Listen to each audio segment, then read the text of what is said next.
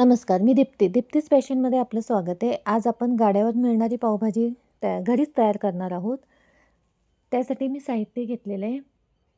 ढोबळी मिरची घेतली आहे, थोडासा दुधी भोपळा घेतला आहे. दुधी भोपळा शक्यतो खाल्ला जात नाही, म्हणून अशा भाज्यांमध्ये टाकला तर भाजीही छान होते आणि खाल्लाही जातो.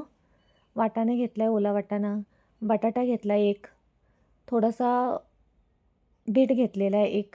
अर्धा चिरून घेतलेला आहे. फ्लॉवर घेतला आहे. टॅमॅटो घेतला आहे मोठा चिरून. हा आपण वाटणार आहेत त्याच्यामुळे मोठा चिरून घेतला आहे. कांदे घेतलेत 2 चिरून. अर्धं बटर घेतलेलं आहे. थोडा लसूण घेतलेला आहे. 10 ते 15 पाकळ्या लसूण घेतला आहे. कुकर घेतला आहे, त्यात थोडंसं तेल टाकलं आहे व अर्धं बटर आत्ता टाकणार आहे, अर्धं बटर नंतर टाकणार आहे.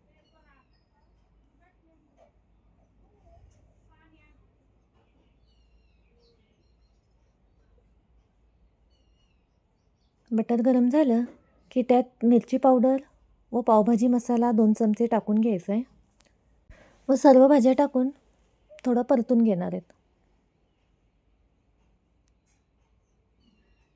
मी हे 10 ते 12 माणसांसाठी पावभाजी करते. कुकरमध्ये अगदी झटपट होणारी आणि चवीलाही अप्रतिम लागणारी पावभाजी आपण आज तयार करणार आहोत.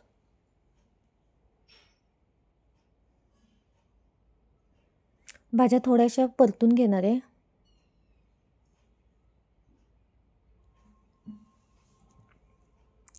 पावभाजी मसाला व मिरची पावडर कलरची जी बेडगी मिरची असते ती टाकताना व्हिडिओ स्किप झालेला आहे.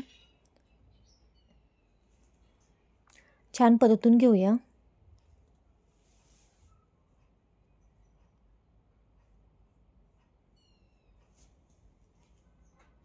भाज्या परतून झाल्यावर आता चवीनुसार मीठ व ओला वाटाणा टाकून घेऊया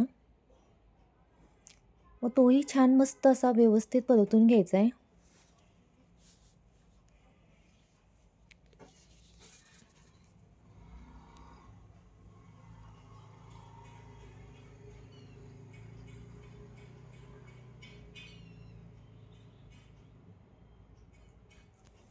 छान 5 मिनटं परतून घेतल्यानंतर त्यात गरजेनुसार पाणी टाकूया. जास्त पाणी टाकायचं नाही आहे.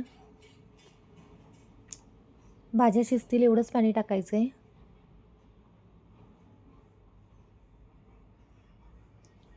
आता कुकरचं झाकण लावून घेऊन 3 ते 4 शिट्ट्या करून घेऊया.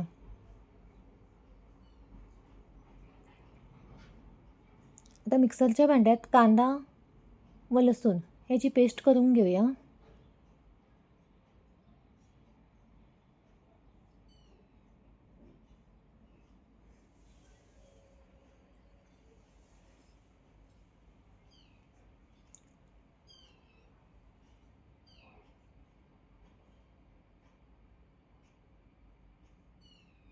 दहा ते 15 लसूण पाकळ्या घेतल्यात.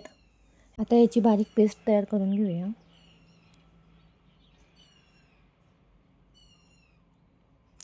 एका कढईत 1 चमचा तेल घेतले आणि अर्धं राहिलेलं बटर टाकून घेतले.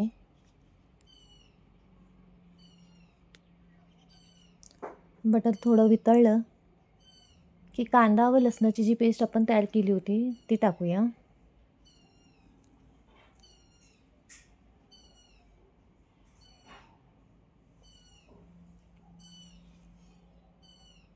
आता ही मंद आचेवर व्यवस्थित कांदा गोल्डन ब्राऊन होईपर्यंत परतून घेऊया.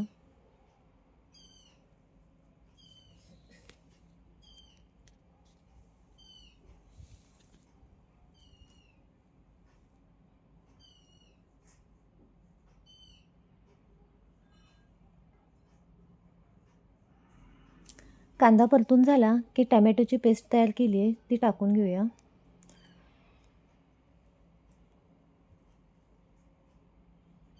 आता या दोन्ही गोष्टी व्यवस्थित परतून घ्यायच्या आहेत.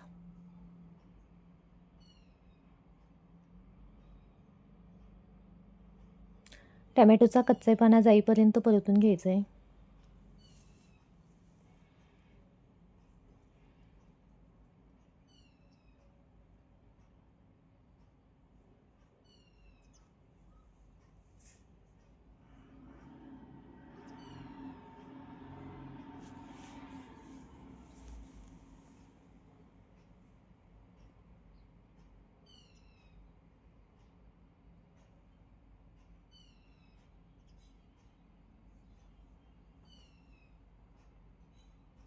अर्धा चमचा हळद टाकते.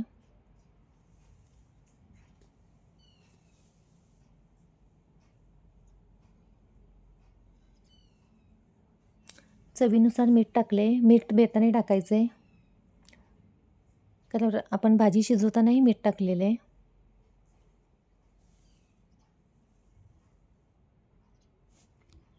आता कलरची मिरची पावडर व पावभाजी मसाला टाकून घेऊया. 2 चमचे धने पावडर टाकली आहे. थोडा पावभाजी मसाला थोडा जास्तच टाकायचा आहे, म्हणजे टेस्टला छान लागतं.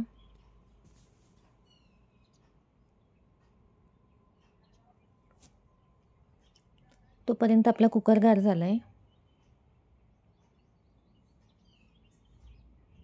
त्या बीटरने व्यवस्थित मॅश करून घेऊया भाज्या.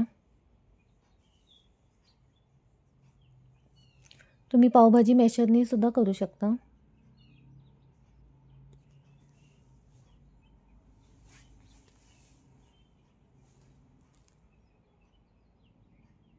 आता त्या भाजी व्यवस्थित त्याच्यात टाकून मिक्स करून घेऊया. थोडं 10 ते 15 मिनटं छान अशी एकजीव करून शिजवून घेऊया.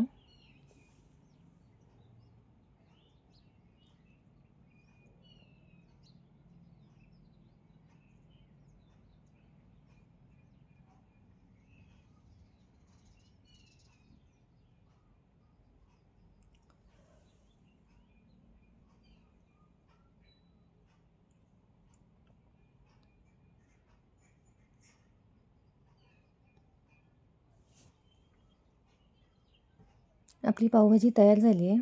तुम्हाला ही पावभाजीची रेसिपी कशी वाटली ते कमेंट करून नक्की सांगा. सबस्क्राईब केलं नसेल तर सबस्क्राईब करा. व्हिडिओ बघितल्याबद्दल धन्यवाद.